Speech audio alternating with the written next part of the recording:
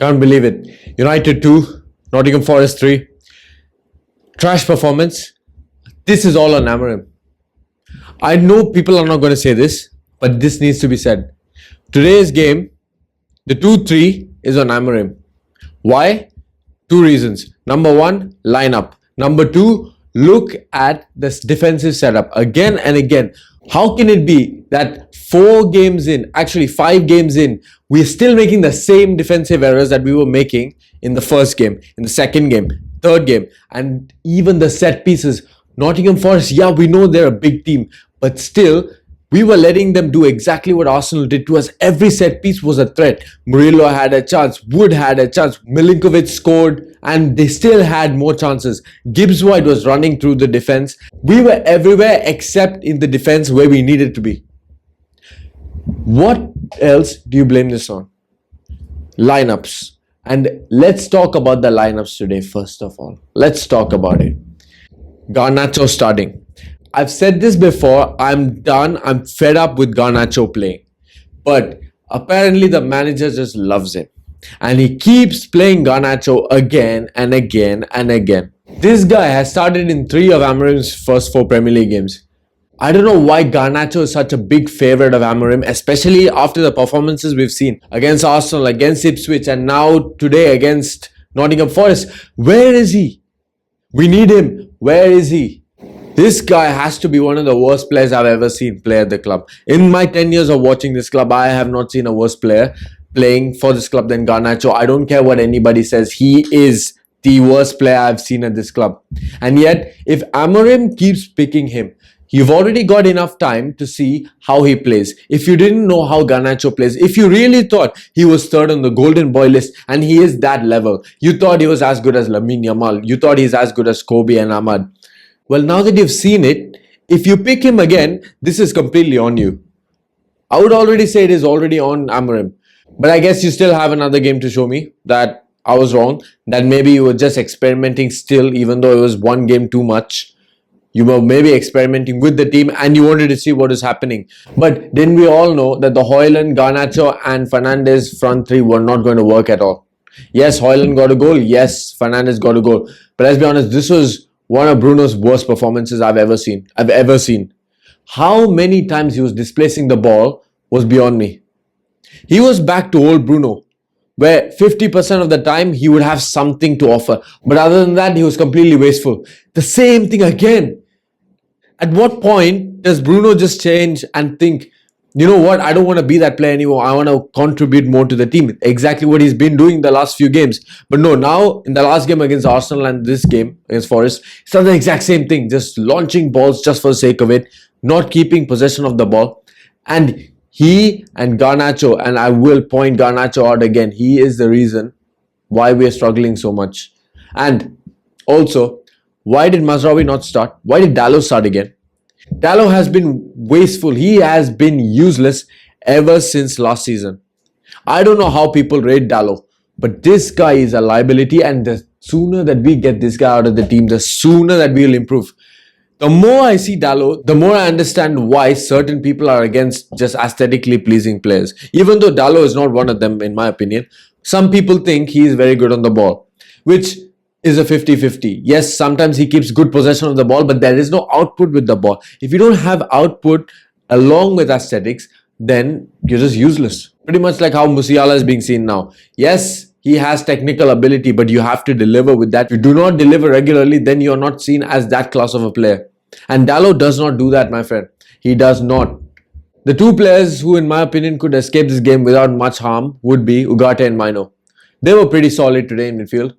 But apart from them, every single person, I would even say Ahmad didn't have his best game. But regardless, here we are now.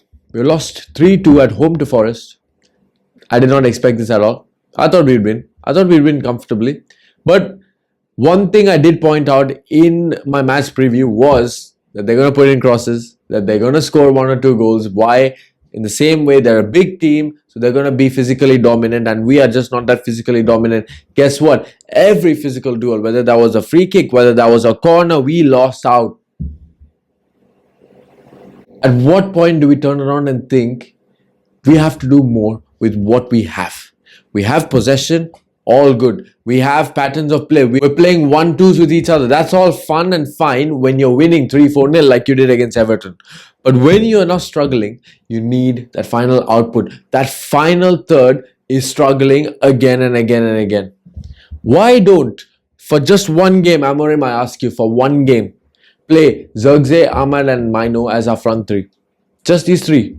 Play them once and you will see why we need to keep them as a front three. I know he's obsessed with this Ahmad right wing back thing and Maino as an 8, which I do not understand at all because defensively he is not strong. Yet he's playing Maino as an 8 and Zirkzee is on the bench more often than not. Instead, he sticks with Rasmus Højlund, which I see a role in the team, but it has to be with Zirkzee playing. It has to be Højlund as one of the left ends. Yes, not to create, but as one of the left forwards, I would say. So Højlund off Zirkzee and either an Ahmad or Kobe would do also. But he keeps persisting with either Garnacho or Rashford. Please, I don't know how long it's going to take you, but give me one game without either Garnacho or Rashford starting in the team. In fact, give me one game where neither of them play at all. Just one game is all I ask. But we have to hold our hands up and say, Amorim messed up today. Because regardless of what you think, he is the one who made Rashford his first offensive substitution. When you have Zirkzee on the bench, when you still have Casemiro, who is a threat, by the way, you do not bring Casemiro on. You do not start Mazraoui in the first place. You can say rotation, but guess what? He's our best player. You can't rotate your best player. Same thing with Ahmad. There's very few games where you can rotate them, especially with a team like Forest, who is already above us. You can't be rotating just as you please. Malacia didn't start again. Why? I do not know. Maybe you want to manage his minutes, but Dalot was awful. So, in the next game, I do not expect to see Dalot starting. Why? Because he was very disappointing today. In fact, this has been him for definitely this season. He was the same last season and the season before. It's just he was covering it up because he had better players around him. And at the same time, let's also talk about Martinez and Onana. Today, them two were very suspect. Very suspect. Even Euro struggled, let's be honest. Euro struggled as well. Even on the third goal for Wood, he was caught out. And, well, Euro's only 19, so I'll give him leeway. You know why I say I give leeway to Euro, even though he's only 19? The thing is, for defenders, they take time to adjust and they will make mistakes. An offensive player, on the other hand, you can tell much earlier how good or what their ceiling is. But with a defender, it takes longer for them to mature. And so, which is why I'm willing to give Euro all the time he needs. So it's fine that Euro messed up. De Ligt, on the other hand, did not have one of his best games. In fact, I think this was the first game where he really dropped a level. Because till now, in all the games that I've seen him play, he has been of a steady 7. Today, he was not that at all. And Martinez and Onana. Martinez especially. I saw a news article that Real Madrid might be interested in Martinez. I'd already made up my mind before the game. And this game just reinforced my thought. If Real Madrid come in with an offer of 60 million plus, sell him. Same thing with Dalot. If Real Madrid come in with an offer of 40 million plus, sell him. And we can reinvest this money much better. Because we're not getting the value for money that we bought him for. We did not get 60 million worth of performance for Martinez. You might say first season. But what has he done after that? What has he done after his first season? Not much really. You could say FA Cup performance, but that's about it. Even today's game, he's being bullied. Because one thing I did think when Lisandro Martinez came was he was strong. I confused aggressiveness with strength, which unfortunately Martinez lacks a lot. And he's being bullied around by strikers, especially with strikers like Chris Wood. And if Awani got time as well, he would have done the same thing. Now, having said all that, some people might say, but look at the stats. We got all these stats, we got passes. Let's see.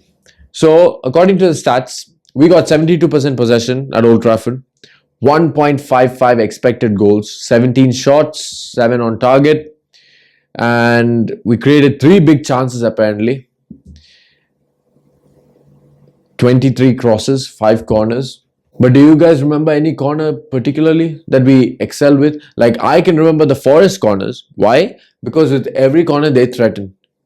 And now I'm thinking that the Arsenal game, as good as they were on set pieces, might not have exactly been all Arsenal. maybe we contributed to it as well. We should start winning the first ball and set pieces. That is the first priority that we need to take forward. And Morgan Gibbs White is just running through our midfield, running through our defense like it was non-existent. And that is one player I would like to keep an eye on, guys, by the way. On a side note, Morgan Gibbs White, why not him as one of our inside forwards? Because he can create, he can dribble, and he knows when to wait for a pass, when to dribble. I feel Morgan Gibbs White is a safe shout for our number 10. And we should be looking at him if his price range is decent. But Forest, we're probably going to sell him. It's going to be well above 50, 60 million. So maybe it's out of our shout. But Morgan Gibbs White, what do you guys think? Comment down below. But like I said, Ugarte was very good. And his pass for the first goal, I was impressed with. And that's the kind of defense splitting passes that I wanted to see. And we were doing them. That's the thing. If this was a 2-3-0 win, the chances that we created, they were more with intent. We knew what we were trying to create. But again, final third, nothing to show for it. And who do I blame for this? Amorim, because he could have picked a better front three. And he has not picked the best front three in any of these games so far. So this blame actually goes on Amorim. But we shall see. For now, we got Pilsen on Friday. And it's in Czech Republic. That's a very scary game. Anyways, once I've cooled down, you'll see me back on the day after episode 2. So check that out, coming out on maybe tomorrow or day after tomorrow. So see you guys on that one. That is United 2, Nottingham Forest 3. Disappointing loss at Old Trafford. Anyways, on to the next one. So see you guys.